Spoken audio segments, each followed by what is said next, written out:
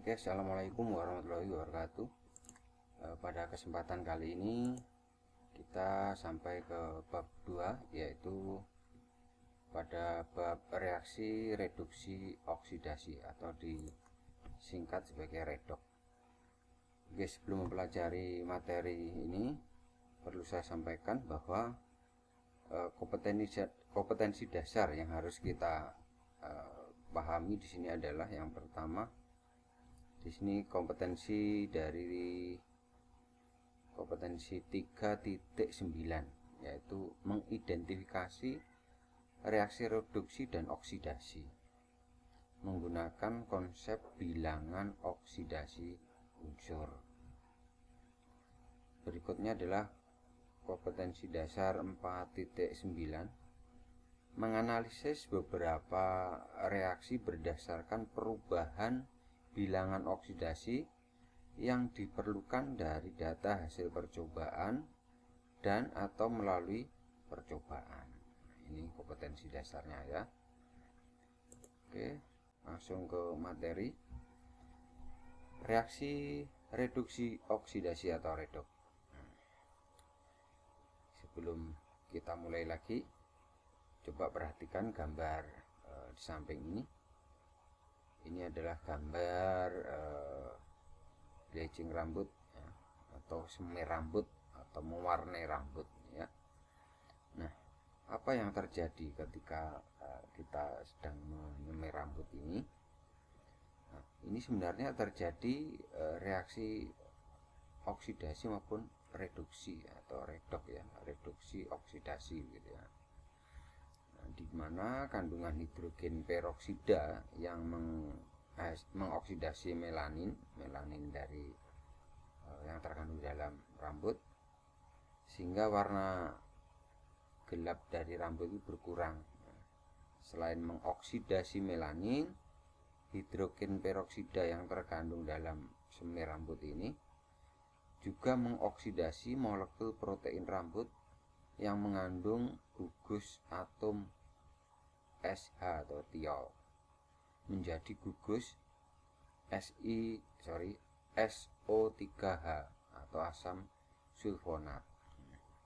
Akibatnya terjadi perubahan struktur protein rambut yang membuat rambut lebih rapuh dan mudah kusut.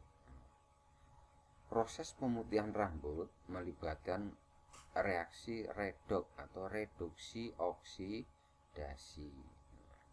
Apakah yang dimaksud dengan reaksi redok?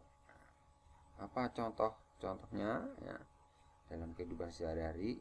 Mari kita ikuti materi lebih lanjut. Oke, sebelum itu kita wajib mengetahui dan memahami aturan penentuan bilangan oksidasi. Nah, ini aturan untuk menentukan harga bilangan oksidasi. Yang pertama adalah bilangan oksidasi unsur bebas. Itu adalah 0. Unsur bebas itu apa? Unsur yang tidak terikat dengan unsur yang lain, bebas berdiri sendiri berarti ya. Contohnya adalah atom Na, atom Al, atom Fe, Br2, H2, Cl2. Ini bilangan oksidasinya adalah 0 karena contoh-contoh unsur bebas ini adalah bilangan oksidasinya tadi 0 ya. Dikatakan unsur bebas tadi ya, contoh-contohnya tadi. Nah, contohnya bilangan oksidasi O di dalam O2 seperti ini adalah 0. Atau mungkin pertanyaan begini, bilangan oksidasi atom Na berapa? Bilangan oksidasi atom Na adalah 0 karena Na itu bebas, tidak terikat dengan atom yang lain. Na tok ini di sini ya. Atau ini misalnya Al saja. Nah, ini tidak terikat dengan unsur lain, maka bilangan oksidasinya adalah 0 juga ya.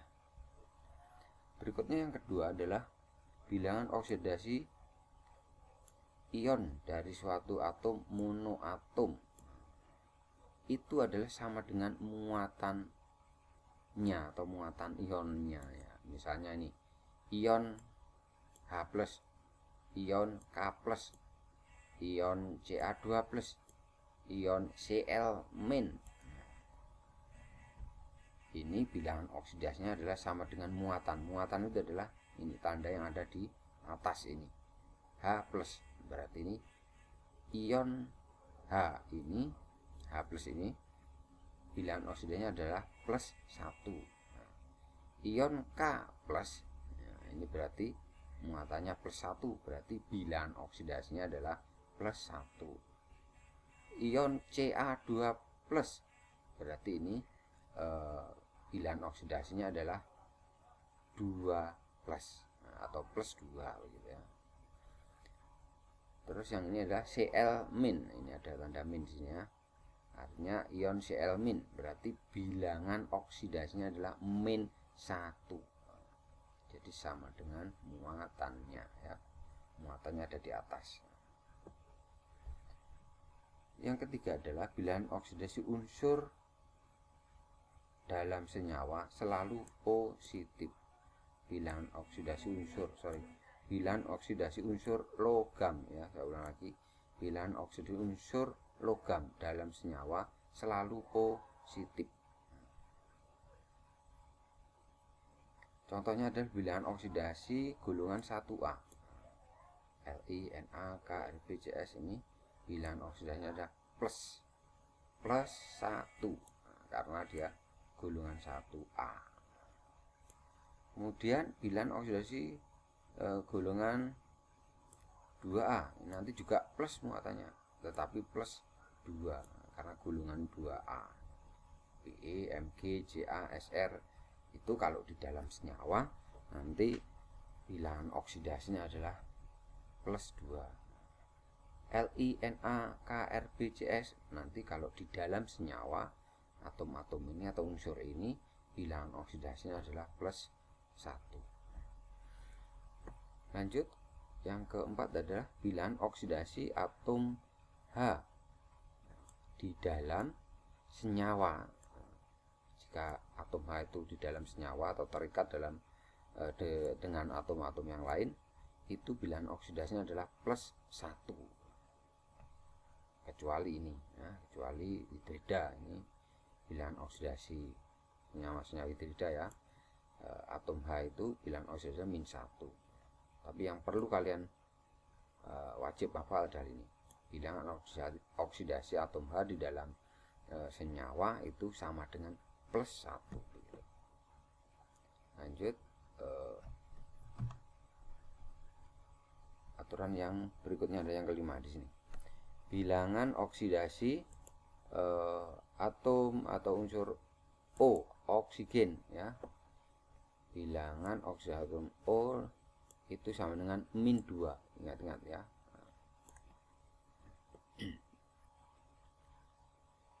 Kecuali bilangan oksidasi O dalam senyawa peroksida, itu bilangan oksidasinya adalah -1. Tetapi secara umum bilangan oksidasi di dalam senyawa adalah -2.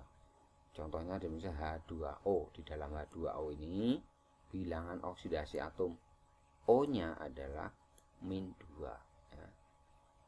Cara menghitungnya ini H. Bilangan oksidasi atom H itu +1. O-nya dapat -2 dari mana? 2 kali biloknya atom H +1. 2 kali +1 adalah +1. Ditambah biloknya O sama dengan nanti 0, pindah ruas jadi -2 begitu. Contoh seperti ini nanti di aturan nomor 6 ini nanti ya, lebih lanjut. Oke, lanjut. Jumlah total bilangan oksidasi atom-atom di dalam senyawa itu sama dengan 0. Nah ini misalnya senyawa H2O, senyawa HCl, senyawa H2SO4. Nanti bilangan oksidasi atom-atom di dalam senyawa ini jika dijumlahkan itu sama dengan 0 ya. Nah, Contohnya bilangan oksidasi atom jumlah bilangan oksidasi senyawa 2O misalnya ya. Itu jumlah bilangan oksidasinya nanti adalah 0. Cara menghitungnya begini. Atom H ini ada 2, atom O ada 1. Maka rumusnya begini.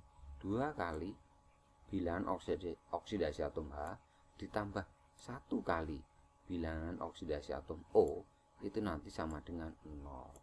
Jadi biloknya atom H, biloknya atom O jika ditambahkan sama dengan 0 ya. Coba kita cek misalnya.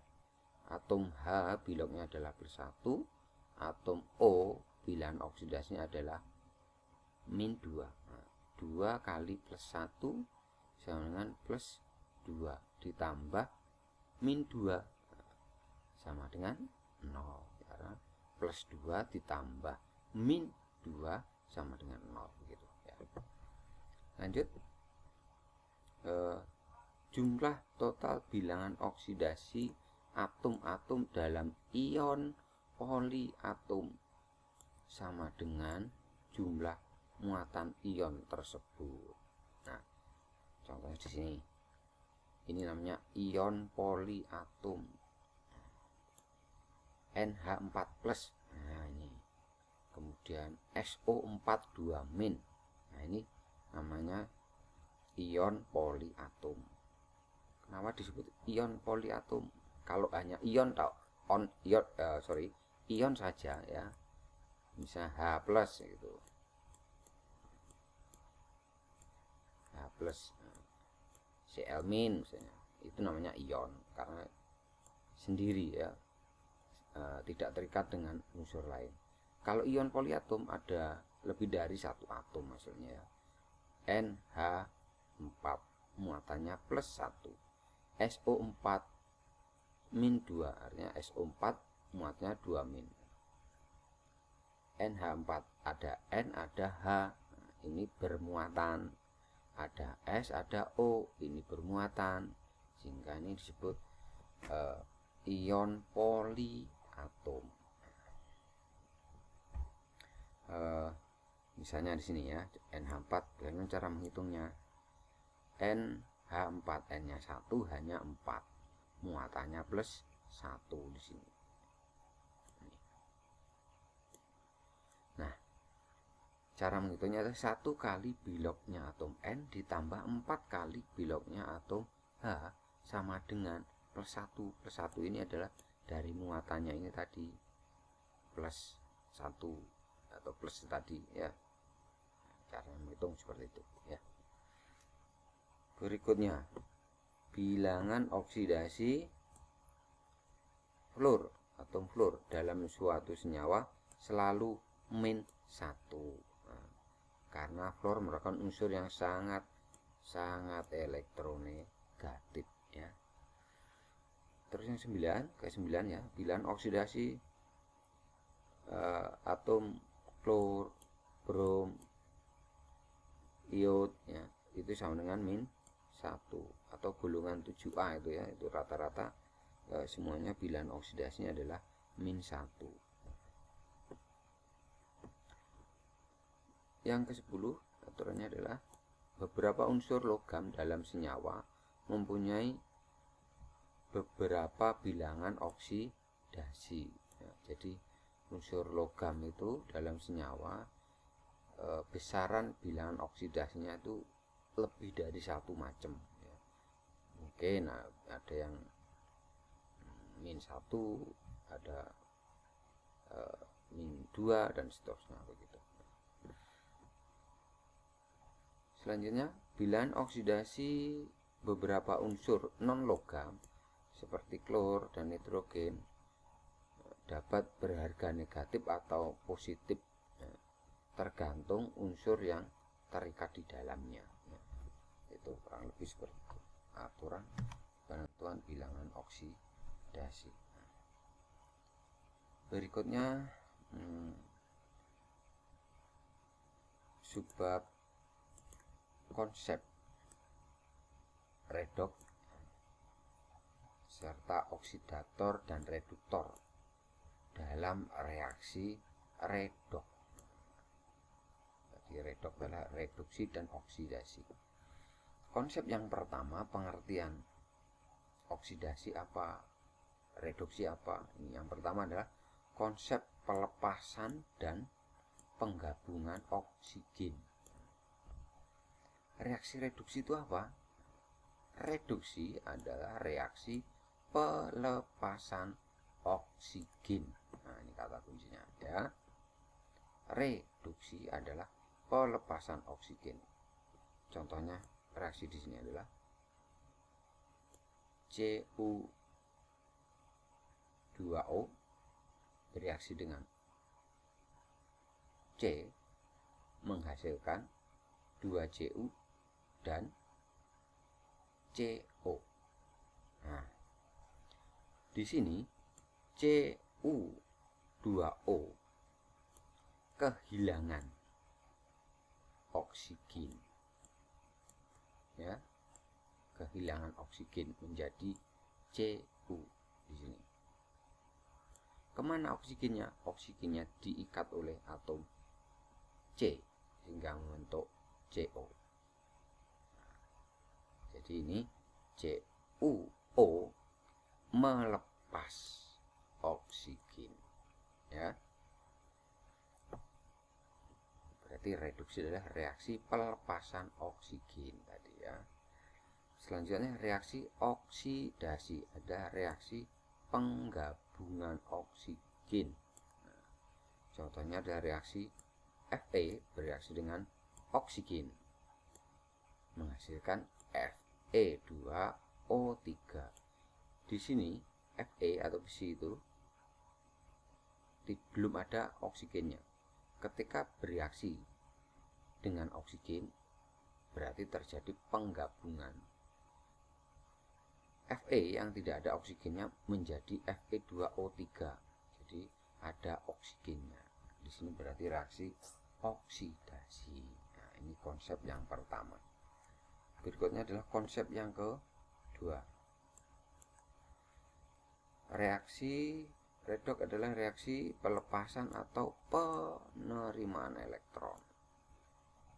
Reaksi reduksi adalah reaksi penerimaan elektron. Contohnya di sini Cl2 plus 2 elektron. Plus berarti menerima, ditambah ya, ditambah 2 elektron. Menghasilkan Cl-, artinya Cl yang kelebihan 1 elektron.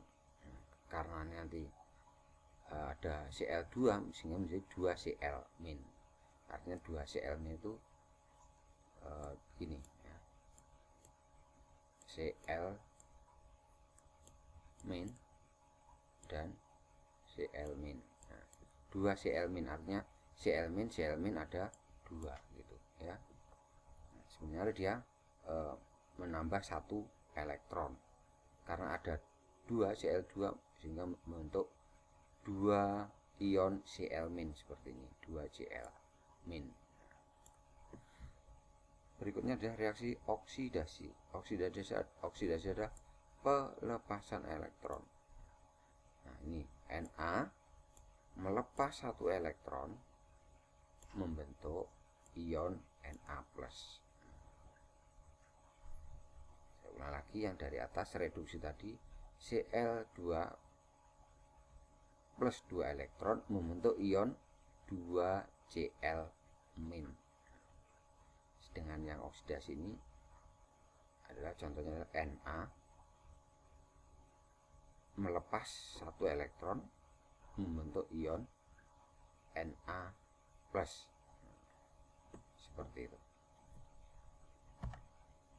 Berikutnya adalah konsep yang ketiga. Konsep kenaikan dan penurunan bilangan oksidasi. Kenaikan atau penurunan bilangan oksidasi. Nah, untuk memperhatikan atau memahami konsep ini, maka harus memahami aturan penentuan Bilog. Reaksi reduksi adalah reaksi yang ditandai dengan penurunan bilangan oksidasi. Sedangkan reaksi oksidasi adalah reaksi yang ditandai dengan kenaikan bilangan oksidasi. Coba kita lihat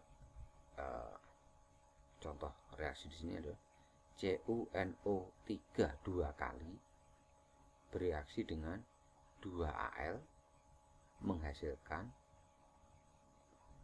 2 molekul Al, NO3 3 kali dan 3 molekul Cu. Untuk menentukan bilangan oksidasi, angka koefisien yang depan ini abaikan ya. Ini langsung aja bacanya adalah Cu NO3 2 kali gitu ya. Untuk menentukan biloknya kita harus paham dan hafal aturan bilok ya. Dalam hal ini kita harus ngikut aturan bilok gitu ya. O berarti O bilangan oksidasi adalah min 2. Cu itu adalah plus 2. Dari mana? Cu itu bisa dipilih dari hasil ionisasi. CuNO3 2 kali. Ini kalau membentuk ion adalah Cu2+ dan NO3- gitu ya.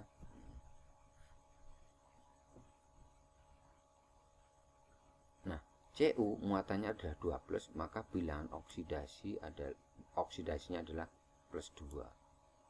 Nah, N-nya dapat plus 5 dari mana? Nah, dihitung ya. Jadi 1 kali biloknya Cu ditambah 2 kali biloknya N ditambah 6 kali biloknya O. Nah, karena atom N ada 2, atom O nya menjadi 6 ya. 3 kali 2 6. Sehingga atom N nya bilangan oksidasi adalah ketemu plus 5. Nah, di sini. Kemudian di sini Al itu kan atom bebas nih ya, berdiri sendiri, maka bilangan oksidasinya adalah 0 di sini. Selanjutnya Al NO3 3 kali. Nah, dalam hal ini Al biloknya adalah 3+, ini dari ionisasinya ya. Bisa dicarak dengan cara ionisasi Al 3+, sehingga bilangan oksidasi Al adalah plus 3 sini. O nya min 2, N-nya tetap plus 5. Kemudian di sini Cu berdiri sendiri sehingga dia disebut unsur bebas. Nah, maka bilangan oksidasinya adalah 0. Nah, setelah ditentukan bilangan oksidasi masing-masing unsur ini, kita akan mengidentifikasi mana yang terjadi perubahan bilangan oksidasi. Di sini ternyata bilangan oksidasi yang mengalami perubahan adalah Cu dan Al. Cu dari plus 2 menjadi 0. Nah, di sini dari plus 2 menjadi 0 berarti mengalami penurunan. Nah, dari plus 2 ke 0 berarti turun berarti reaksi reduksi. Kemudian yang kedua di sini adalah Al nya 0 berubah menjadi plus 3, berarti ini naik. Nah, kalau naik ini berarti reaksi oksidasi. Nah, jadi seperti ini prosesnya untuk menentukan ini reaksi reduksi oksidasi atau redoknya. Jadi di sini ya harus mengidentifikasi perubahan bilangan oksidasi. Yang keempat adalah konsep pelepasan atau pengikatan hidrogen. Reduksi adalah reaksi pengikatan hidrogen, sedangkan oksidasi adalah reaksi pelepasan hidrogen. Nah, contohnya di sini NH3 bereaksi dengan CuO menghasilkan N2 plus Cu plus H2O. Nah, N ini melepas hidrogennya ya, ini dilepas. Kalau H-nya dilepas, tinggal N-nya saja. Kemudian di sini terbentuk Cu dan H2O. Maka dalam hal ini NH3 melepas hidrogen membentuk gas N2 atau nitrogen, sehingga NH3 mengalami oksidasi, atau disebut kalau bertindak atau mengalami oksidasi berarti dia bertindak sebagai reduktor. Kalau dia nanti mengalami reduksi berarti dia bertindak sebagai oksidator, kebalikannya begitu ya. Oke, berikutnya reaksi autoredok. Autoredok adalah reaksi disposisi atau reaksi disposisi ya, merupakan reaksi redok dengan reduktor dan oksidatornya itu berupa unsur yang sama. Nah, contohnya di sini adalah Cl2 bereaksi dengan NaOH menghasilkan NaCl dan NaClO dan H2O. Nah, di sini kita harus menentukan bilangan oksidasi masing-masing unsur di dalam senyawa-senyawa itu. Cl bilangan oksidasinya 0. Nah, di sini. Kemudian di sini mengalami perubahan Cl di dalam NaCl, bilangannya Cl -1. Berarti di sini dari 0 ke -1 itu terjadi penurunan. Kalau mengalami penurunan bilangan oksidasi namanya reaksi reduksi. Kemudian Cl ini di dalam NaClO ini terjadi perubahan menjadi +1. Maka di sini dari 0 ke +1 berarti naik. Kalau naik berarti reaksi oksidasi. Nah, yang mengalami perubahan bilangan oksidasi di sini adalah sama-sama Cl2 di sini ya. Cl2 ini dari 0 menjadi -1, dari 0 menjadi +1. Nah, ini sama-sama mengalami oksidasi maupun reduksi. Mengalami reduksi maupun oksidasi, dibalik sama saja ya. Ini disebut reaksi autoredok atau disproporsionasi ya. Kebalikannya adalah reaksi konproporsionasi, kebalikannya ya. Merupakan reaksi redok dengan hasil reduksi dan oksidasi berupa unsur yang sama. Contohnya di sini, atom S di dalam H2S biloknya adalah -2, atom S di dalam SO2 biloknya adalah +4. Nah, berubah menjadi 0 di dalam S-nya ya sendiri, unsur bebas ini 0, dan ya udah sampai di sini aja. Nah, di sini S dari -2 berubah ke 0. -2 ke 0 berarti naik ya. Disebut reaksi oksidasi.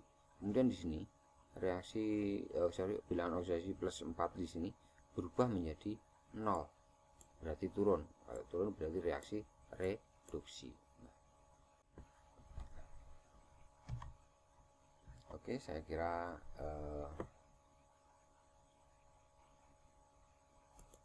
sampai di sini pertemuan atau penjelasan